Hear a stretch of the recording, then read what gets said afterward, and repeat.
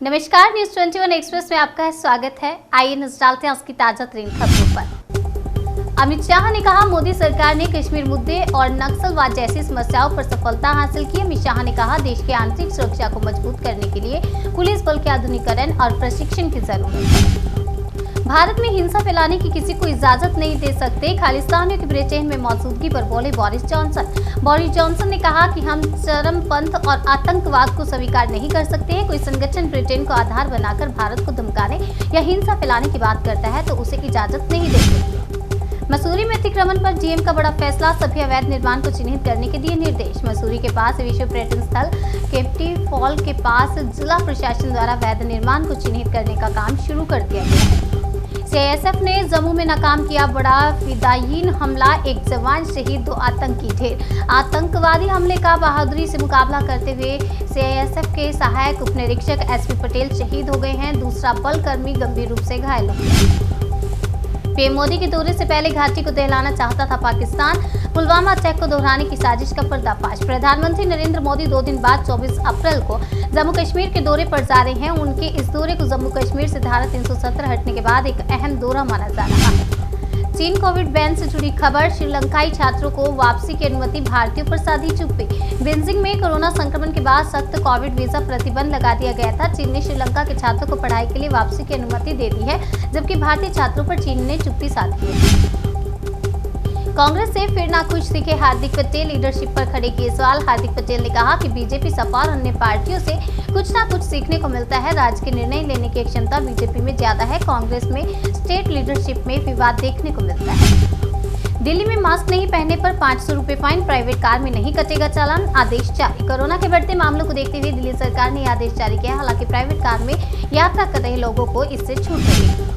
अलवर में 300 साल पुराने मंदिर पर बुलडोजर, बीजेपी ने गठित की 3 सदस्यीय कमेटी। जिला कलेक्टर बोले, विधि विधान से हटाई गई मूर्तियां। जिला कलेक्टर ने इस मामले में कहा है कि मंदिर के गर्भगृह को कोई क्षति नहीं पहुंचाई गई है। मूर्तियों को वहां से विधि विधान से हटाया गया, उन्हें विधि पूर्वक उन्हें स्थापित किया जाएगा। नीतीश कुमार ने तेजस्वी को न्योता किया स्वीकार। आरजेडी के दावत इफ्तार में शामिल होंगे मुख्यमंत्री। 5 साल बाद आरजेडी की ओर से इस बार इफ्तार पार्टी का आयोजन किया गया, जिसमें शामिल होने के लिए मुख्यमंत्री सहित कई पार्टियों के नेताओं को न्योता भेजा गया। रूस यूक्रेन युद्ध पर पीएम मोदी बोरिस जॉनसन के बीच हुई चर्चा, युद्ध विराम और बातचीत के जरिए समाधान निकालने पर दिया बल। प्रधानमंत्री नरेंद्र मोदी ने ब्रिटेन के पीएम बोरिस जॉनसन से रूस यूक्रेन की स्थिति पर चर्चा की।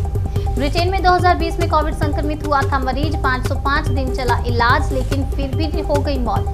डॉक्टर ने कहा कि उस मरीज का इम्यून सिस्टम गंभीर रूप से संक्रमित हो गया था। रिपोर्ट के मुताबिक डॉक्टर ने मरीज के वैक्सीनेटेड होने या नहीं होने की कोई भी जानकारी साझा नहीं की।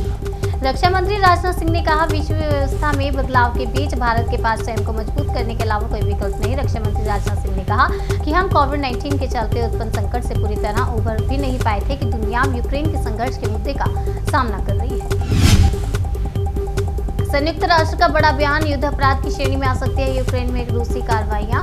यूएन मानवाधिकार उच्चायुक्त मिशेल बाचेलेट ने कहा, इन 8 हफ्तों में अंतर्राष्ट्रीय मानवीय कानून की न केवल अनदेखी की गई, बल्कि प्रतीत होता है कि इन कानूनों को एक तरफ फेंक दिया गया।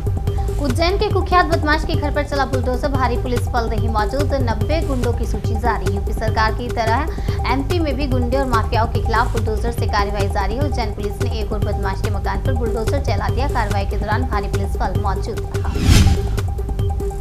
अफगान मस्जिद ब्लास्ट के संदिग्ध आईएसआईएस मास्टरमाइंड को तालिबान ने किया गिरफ्तार, कई आतंकी हमलों में रहा है शामिल। आईएसआईएस ने गुरुवार को उत्तरी शहर मज़ार-ए शरीफ में दोपहर की नमाज के दौरान शहर-डोकान मस्जिद में हुए बम विस्फोट की जिम्मेदारी ली थी। अब बता दें कि ब्लास्ट में 12 लोगों की मौत हुई, जबकि 58 लोग घायल हुए। जहांगीरपुरी में कामकाज ठप होने से दुकानदार परेशान, पूरे इलाके में तनाव और पुलिस की तैनाती से रास्ते बंद। इलाके में सब कुछ बंद होने की वजह से लोगों की दुकानें और कारोबार पूरी तरह से ठप है और एक हफ्ते में लोगों की ऐसी हालत हो गई है कि उनके पास खाने पीने के लिए भी कुछ भी नहीं बचा। न्यूज 21 एक्सप्रेस में आज के लिए फिलहाल इतना ही। तब तक के लिए मुझे दीजिए इजाजत और देखते रहिए न्यूज 21।